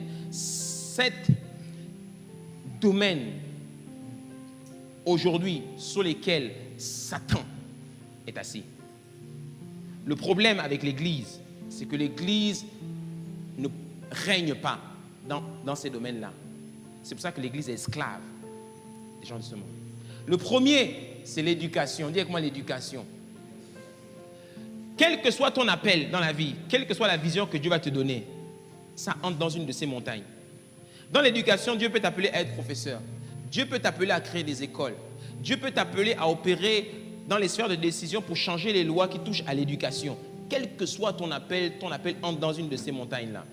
Aujourd'hui, regardez bien ces 7-là. Votre appel dans la vie entre dans un de ces carrés-là. Le deuxième, c'est l'économie. Le troisième, c'est l'art et les loisirs. Le quatrième, c'est les médias. L'économie, c'est ceux qui touchent à tous ceux qui touchent à la finance. L'art et les loisirs, c'est tous ceux qui touchent au divertissement. Les médias, la communication. La religion, c'est tout ce qui touche aux croyances. La politique, c'est tout ce qui gouverne. Et la famille, parce que c'est le cœur de la société. Amen. Je répète, l'éducation, c'est tout ce qui touche à l'enseignement et la construction des mentalités. Très tôt, il faut prendre les enfants. Et c'est ce qu'ils font dans leur pays. Ils prennent les gens tôt. Et même ici, dans nos pays, on infiltre des choses dans les enseignements que l'on donne aux enfants pour les préparer très tôt à être esclaves de ces systèmes-là et des gens qui dominent dedans. L'économie, tout ce qui touche à l'économie des nations, au commerce, à l'argent et à la prospérité des peuples. Dieu peut-être t'appelle dans le domaine de l'économie à être soit un entrepreneur ou en tout cas quelqu'un qui opère dans le domaine des affaires, du commerce. Peu importe. Amen. Est-ce qu'on me suit? Est-ce qu'on me suit? Le troisième, l'art et les loisirs. Tout ce qui touche à la créativité et au divertissement des nations, la créativité, l'art. Il y en a qui sont appelés à être des artistes, il y en a qui sont appelés à être des graphistes, il y en a qui sont appelés dans le design, il y en a qui sont appelés à designer des voitures, des vêtements, dessiner des bandes dessinées, peu importe. Vous êtes appelés il y en a qui sont appelés dans l'art. D'autres sont appelés dans le domaine du divertissement. Il y en a, vous allez vous intéresser au divertissement, les jeux. Il y en a par exemple, vous aimez énormément les jeux vidéo. Énormément. Parce que peut-être que votre appel est lié aux jeux vidéo. Peut-être que vous allez faire des formations qui vont vous amener à travailler dans des sociétés qui créent les jeux vidéo. Pour pouvoir changer ces choses-là et arrêter de nous emmener des Call of Duty. Où on bute les gens, tout va avec du sang partout. Parce que l'ennemi, il est dedans. C'est pour ça qu'il produit des Call of Duty. Pour apprendre les enfants dès leur plus jeune âge à aimer le sang. Et tu vois les enfants qui aiment ça. Et voir quelqu'un être en train d'être assassiné, ça ne lui dit plus rien. Amen. Les médias, tout ce qui touche à la culture, à l'influence des opinions et au mode de pensée et de communication des nations. Les médias, la télévision, la radio, Internet, tout ça. L'ennemi est assis là-dedans. Et c'est là qu'on doit aller. Amen. La religion, tout ce qui touche à l'adoration, à la révélation divine et aux croyances spirituelles des nations. Tout homme a un Dieu qu'il adore, que ce soit Jésus, une religion ou lui-même. C'est une montagne sur laquelle la femme est assise. Amen. La politique, dis avec moi la politique. Tout ce qui touche au pouvoir et au gouvernement des nations. Il y en a qui sont appelés dans cette montagne-là. Et enfin la dernière, la famille. Tout ce qui touche au cœur des nations, le socle et le fondement des sociétés et des nations. Il y en a qui sont appelés dans le domaine de l'enfance, à s'occuper des enfants. Il y en a qui sont appelés dans tout ce qui est marital, tout ce qui est développement des foyers, etc. Peu importe. Chacun d'entre nous, notre appel est là-dedans. Amen. On avance. Comment le Seigneur nous envoie-t-il opérer dans ces sphères? Eh bien, le Seigneur nous donne l'arme la plus puissante pour opérer là-dedans. Dis avec moi l'arme la plus puissante. Eh bien, Salomon nous la résume dans Proverbe 18 au verset 16. Les présents ou encore les dons d'un homme lui élargissent la voie et lui donnent accès auprès des grands. Version Semeur dit, les cadeaux ou encore les dons ouvrent les chemins et font arriver jusqu'en présence des gens importants. Proverbe 17 dit, les présents ou encore les dons d'une personne sont une pierre précieuse aux yeux de qui en reçoit. De quelque côté qu'ils se tournent, ils ont du succès. En d'autres mots, si tu veux réussir dans la vie, si tu veux opérer dans une de ces montagnes et si tu veux percer dans une de ces montagnes, il faut que tu découvres ton don et que tu le développes. Amen. C'est très important. Pour opérer là-dedans, découvre ton don. C'est ce sur quoi on va se concentrer dans les prochains mois. Parce que Dieu nous a donné à chacun d'entre nous des dons et des talents. Et chacun d'entre nous, on doit découvrir notre don. Pourquoi Neymar brille aujourd'hui? Parce qu'il a découvert son don. Et tu vas voir que quand tu découvres ton don, non seulement tu es passionné de ce que tu vas faire, mais en plus tu vas voir que ton don, il arrive à attirer l'argent vers toi. Beaucoup de chrétiens se demandent pourquoi je n'arrive pas à gagner de l'argent. Pourquoi je n'arrive pas à avoir de l'argent? Je galère trop. Le problème, c'est que tu n'as pas encore trouvé ton don. Trouve ton don et il va amener l'argent vers toi. Parce que quand quelqu'un devient bon dans ce qu'il fait, on lui amène l'argent. La Bible dit dans Proverbe 22, au verset 28, je crois, que celui qui fait bien son métier, il ne s'assoit pas auprès des pauvres, il s'assoit auprès des grands. On appelle toujours les meilleurs à côté des grands. Les gens qui sont pauvres, on ne les appelle pas. Les gens qui sont perdus, on ne les appelle pas. On appelle les gens qui sont bons. Si tu es bon, tu vas voir que ce sont les gens qui vont venir te chercher. Si Dieu t'appelle à être inventeur, sois le meilleur inventeur. Si Dieu t'appelle à être informaticien, sois le meilleur informaticien. Si Dieu t'appelle à travailler à la télévision, sois le meilleur réalisateur d'émissions de télévisées. Sois le meilleur. Dis avec moi, Seigneur, je serai le meilleur. Si Dieu m'appelle à être pasteur, Luc Ondias, je serai un excellent pasteur. Excellent. De sorte qu'on viendra me chercher jusqu'en Gondje. Viens nous conseiller, pasteur, viens. D'ailleurs, ça a déjà commencé. Hey. Amen. Gloire à Dieu. Quelles sont les 7 onctions avec lesquelles le Seigneur va nous équiper pour aller opérer? Parce que si nous avons une vision apostolique et que nous devons opérer dans les 7 montagnes, alors le Seigneur va déposer sur nous l'onction apostolique, n'est-ce pas? On n'est pas des apôtres, mais on est appelé à étendre le royaume dans le domaine d'influence où Dieu nous appelle. Amen. La Bible dit, Apocalypse 4, au verset 5, après cela, je regardais et voici une porte était ouverte dans les cieux. La première voix que j'avais entendue, comme le son d'une trompette et qui me parlait, dit, monte ici, dis avec moi, monte ici, et je te ferai voir ce qui doit arriver dans la suite. Aussitôt, je fus ravi en esprit, et voici, il y avait un trône dans le ciel, et sur ce trône, quelqu'un était assis. Celui qui était assis avait l'aspect d'une pierre de jaspe et de sardoine, et le trône était environné d'un arc-en-ciel semblable à de l'émeraude. Autour du trône, je vis 24 trônes, et sur ces trônes, 24 vieillards assis, revêtus de vêtements blancs, et sur leurs têtes des couronnes d'or. Du trône sortent des éclairs et des voix et des tonnerres. Devant le trône brûlent 7 lampes ardentes qui sont les 7 esprits de Dieu. Dis avec moi les 7 esprits de Dieu. Les 7 esprits de Dieu sont les 7 onctions apostoliques et prophétiques qui nous permettront d'opérer dans les 7 montagnes. Amen. Quels sont ces 7 esprits? Ces 7 esprits, rappelez-vous l'enseignement sur la sagesse. Ésaïe 11 au verset 1 à 3. Puis un rameau sortira du tronc d'Isaïe et un rejeton naîtra de ses racines. L'esprit de l'Éternel, dis avec moi l'esprit de l'Éternel, reposera sur lui. Esprit de sagesse et d'intelligence, esprit de conseil et de force, esprit de connaissance et de crainte de l'Éternel. Oh oui, voici les 7 esprits. Ce sont ces 7 esprits-là dont Dieu va te oindre. Dieu va toujours donner à un enfant de Dieu un de ces esprits-là pour aller opérer dans le domaine dans lequel il appelle. Tu vas dire, pasteur, quel est le rapport avec les 7 montagnes? Regarde. Le mandat des 7 montagnes, éducation, économie, arts et loisirs, médias, religion, politique et famille. Voici l'onction qui lui est attitrée. Dans le domaine de l'éducation, si Dieu t'appelle dans le domaine de l'éducation, il va te donner l'esprit de l'Éternel. L'esprit de l'Éternel, c'est le caractère de Dieu, ses valeurs, sa mentalité, ses codes, ses normes. De sorte que quand tu vas aller opérer dedans, quand on va amener des histoires d'homosexualité, etc., tu dis non, ça c'est pas l'esprit de l'Éternel, ça. Si Dieu t'appelle dans l'économie, les affaires, Dieu va te donner l'esprit d'intelligence, ce qui touche à la prospérité. De sorte que quand tu fais les affaires ou quand tu fais du commerce, tu fais ça avec intelligence. Amen. Si Dieu t'appelle à opérer dans l'art et les loisirs ou le divertissement, il va te donner l'esprit de connaissance ou encore de savoir-faire, la créativité. Amen. Si Dieu t'appelle dans le domaine des médias, il va te donner l'esprit de crainte de l'Éternel, tout ce qui touche à la culture.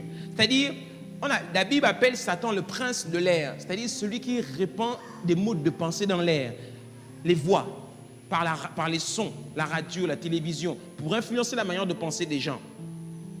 Eh bien, toi, si Dieu t'appelle dans les médias, il va t'amener à véhiculer des voix, des sons qui vont amener les gens à craindre Dieu. Amen. La religion, l'esprit de conseil ou encore de révélation, Dieu va te donner ça. Si Dieu t'appelle à être pasteur, il va te donner un esprit de révélation pour que tu expliques les mystères du royaume. De sorte que même quand les païens t'écoutent, ils disent mais lui là, il nous explique des choses, c'est compliqué. Même ça, là, quand d'autres vont écouter ça sur Internet, ils vont dire esprit, la politique, si Dieu t'appelle dans la politique, il va te donner l'esprit de force pour gouverner. Leadership. Dis avec moi leadership. Oui, parce qu'il ne faut pas être un mou pour aller en politique. Sinon, tu vas te faire manger par les crocodiles.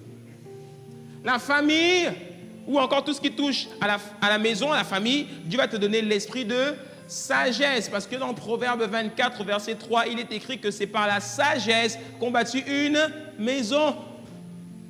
Par l'intelligence qu'on a rempli les chambres. Alléluia. Pour te faire opérer dans les 7 montagnes. Pour accomplir ce mandat, Dieu donnera à son Église, Dieu donne à son Église les 7 onctions apostoliques de Christ. Amen. Christ avait les 7. Et chacun d'entre nous, on est appelé à faire partie de ce plan global. Pour finir, voici le dernier verset avec lequel on finit. L'avant-dernier, je ne sais plus. 1 Corinthiens 12, 4. Il y a diversité de dons dans l'Église, mais le même esprit. Diversité de ministères, mais le même Seigneur. Diversité d'opérations, mais le même Dieu qui opère tout en tous. Or, à chacun, la manifestation de l'Esprit est donnée pour l'utilité commune. En effet, à l'un est donné l'esprit de parole de sagesse, à un autre parole de connaissance, selon le même esprit, à un autre la foi, le même esprit, à un autre le don des guérisons, le même esprit, par le même esprit, à un autre le don d'opérer des miracles, à un autre la prophétie, à un autre l'invention, à un autre l'intelligence dans le domaine des affaires, à un autre l'art, la culture, les médias, à un autre, tout ça, diversité de dons, mais le même esprit. Amen. Et tout ça, c'est pour révéler quoi? Eh bien, c'est pour révéler Éphésiens chapitre 3 au verset 10, afin que les dominations et les autorités dans les lieux célestes connaissent aujourd'hui, dis ça avec moi, par l'Église, la sagesse infiniment variée de Dieu. Est-ce qu'on peut acclamer le Seigneur?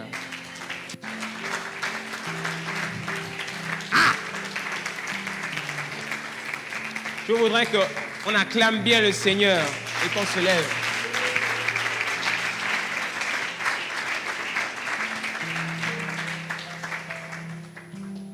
La sagesse infiniment variée de Dieu.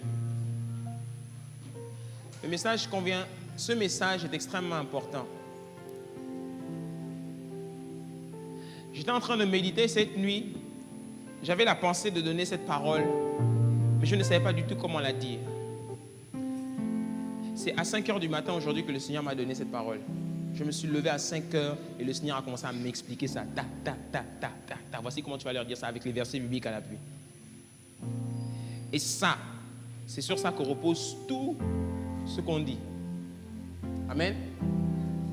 Et chacun d'entre nous, Dieu nous appelle dans une des montagnes. Si Dieu t'appelle dans les médias, deviens le meilleur dans les médias. Opère dans les médias, lis des bouquins sur les médias. Trouve ton métier dans les médias. Si Dieu t'appelle dans les arts, trouve ta place dans les arts. Pourquoi? Parce que chacun d'entre nous, nous avons une position dans le royaume. On va incliner la tête.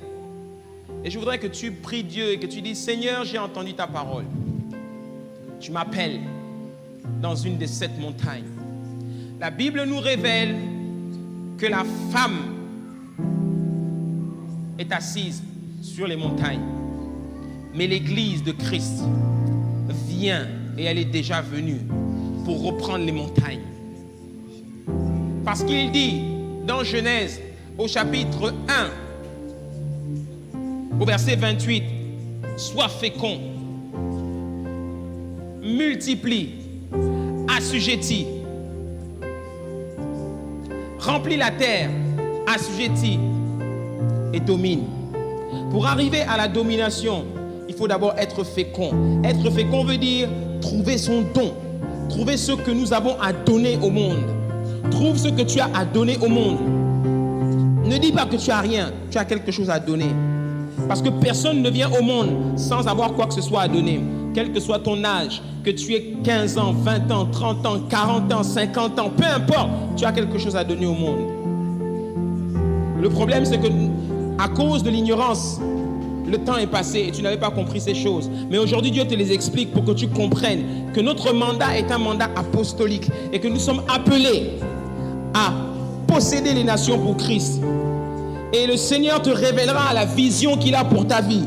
Si tu prends conscience de ce mandat, si tu prends conscience que les 7 montagnes, c'est là où tu dois aller. Et Dieu va te montrer la montagne où il t'appelle et il te révélera le don avec lequel tu vas opérer dans cette montagne.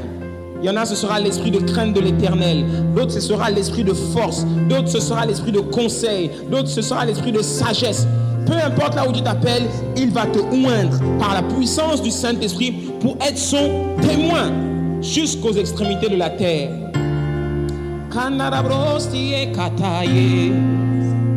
Montre-nous où aller. Montre-nous le chemin. Montre-nous où aller. Montre-nous le chemin. Montre-nous le chemin. Dis-lui, montre-moi. Montre-moi où aller. Montre-moi le chemin. Montre-moi, montre-moi où aller. Montre-moi le chemin. Montre-moi, montre-moi où aller. Quel que soit, montre-moi le chemin. Montre-moi, montre-moi, montre-moi où aller. Montre-moi, montre-moi le chemin, le chemin. Montre-moi, montre-moi, oh, montre-moi où aller. Montre-moi la montagne où je dois aller, la montagne où je dois opérer, le chemin. Montre-moi, montre-moi, montre-moi l'onction que tu as déposée sur moi. Montre-moi le don que tu m'as donné. Montre-moi la montagne à laquelle tu m'appelles, le chemin. Oh, montre-moi, montre-moi la montagne où tu m'appelles à prier. Montre-moi la montagne où tu m'appelles à influencer. Montre-moi la montagne où tu m'appelles à développer mon don. Montre-moi la montagne où tu m'appelles à libérer le potentiel qui est en moi. Montre-moi la montagne où tu m'appelles à être un leader, à développer mon leadership. Montre-moi la montagne, Seigneur.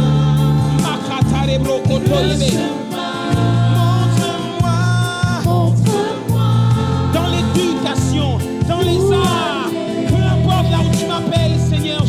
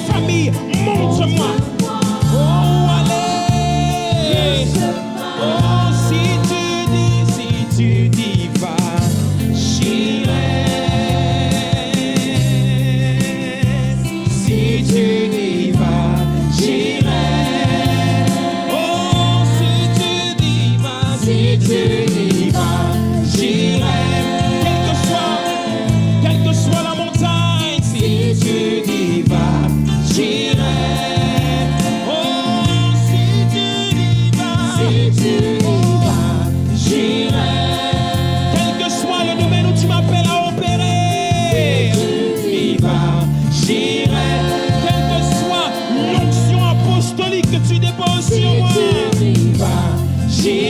Oh, merci pour l'onction apostolique. Merci pour l'onction prophétique avec laquelle tu m'appelles à opérer. Si tu y vas, ma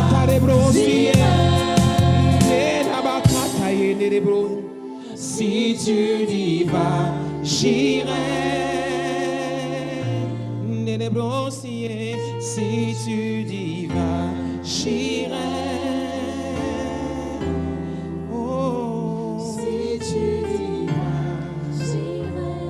Seigneur, merci pour ta parole qui éclaire et qui donne de l'intelligence aux simples. Merci pour l'onction apostolique que tu déposes sur ton Église et sur chacun de tes enfants. Merci pour l'onction, Seigneur, oh Dieu, que tu déposes sur ton fils, sur ta fille, pour aller dans les nations, aller dans les ethnos, aller dans toutes les sphères de décision, aller dans toutes les sphères d'influence, aller dans l'éducation, aller dans les arts et les loisirs, aller dans l'économie, dans les affaires, créer des entreprises, créer des business, oser entreprendre, libérer votre leadership, aller dans les médias, créer des chaînes de télévision, créer des radios, créer des médias, créer des téléphones, créer des choses dans les nouvelles technologies, créer des choses, créer des émissions, créer des concepts, créer des principes, créer des idées. Soyez créatifs, touchez les médias, prenez les médias, possédez les médias pour influencer la culture, les cultures, pour influencer les opinions et les modes de pensée. Allez dans les religions, enseignez les standards du royaume, enseignez les standards de la culture du royaume des cieux. Que les pasteurs se lèvent, que les apôtres se lèvent, que les prophètes se lèvent. Allez et montrez la direction au nom de Jésus-Christ. Opérez et prenez la montagne de la politique. Changez les nations, changez les modes de gouvernement, changez les modes de pensée et les modes de décision et manifestez, amenez les valeurs de Christ au nom de Jésus. Allez dans la montagne de la famille. Reprenez la famille. Brisez les valeurs de l'homosexualité, de la pédophilie. Brisez toutes ces valeurs qui disent qu'il ne faut pas se marier, vivre ensemble et faire des enfants dehors. Brisez ces choses parce que le mariage est une bénédiction de l'Éternel. Ramenez les standards du royaume des cieux. Opérez avec l'onction de l'Éternel, avec l'onction d'intelligence et de prospérité, avec l'onction du savoir-faire et de la connaissance, avec l'onction de la crainte de l'Éternel et de la culture, avec l'onction de la révélation divine, l'onction de force et de leadership, l'onction de sagesse. Allez et ramenez les standards du royaume sur la terre. Que Dieu oigne son Église, particulièrement à la maison du bâtisseur. Je déclare au nom de Jésus-Christ que toutes sortes de dons se lèveront et apparaîtront dans cette église. Des entrepreneurs de toutes sortes apparaîtront, se lèveront et prospéreront. Des personnes dans le domaine des arts se lèveront. Il y aura des personnes qui posséderont des chaînes de télévision. Des personnes posséderont des radios. Des personnes écriront des livres pour influencer dans le domaine de l'art et de la créativité. Je déclare et je prophétise qu'il y aura des écrivains qui se lèveront. Il y aura des jeunes qui vont être des inventeurs, des gens qui vont influencer ce pays, des gens qui vont changer cette nation. Il y aura des pasteurs, des prophètes, des apôtres qui se lèveront dans cette église au nom puissant de Jésus-Christ. Je le déclare et je le prophétise au nom de Jésus.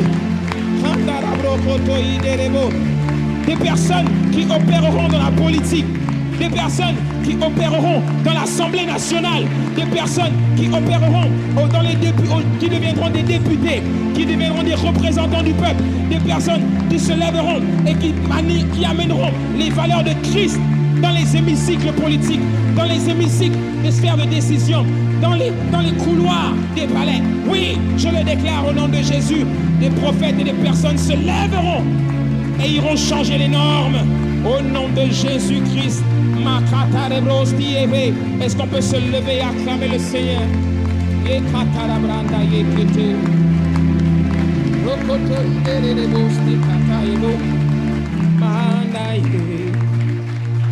Alléluia. Amen. Nous espérons que vous avez été richement édifiés par cet enseignement. Pour plus d'informations au sujet de l'Église La Maison du Bâtisseur, vous pouvez vous rendre sur notre site internet www.lamaisondubâtisseur.com. Si vous désirez avoir d'autres produits enregistrés à la Maison du Bâtisseur. Vous pouvez soit commander directement en ligne ou téléphonez-nous au 04 65 60 56 ou envoyez-nous votre demande par email à l'adresse suivante contact@lamaisondubâtisseur.com. À très bientôt et que Dieu vous bénisse.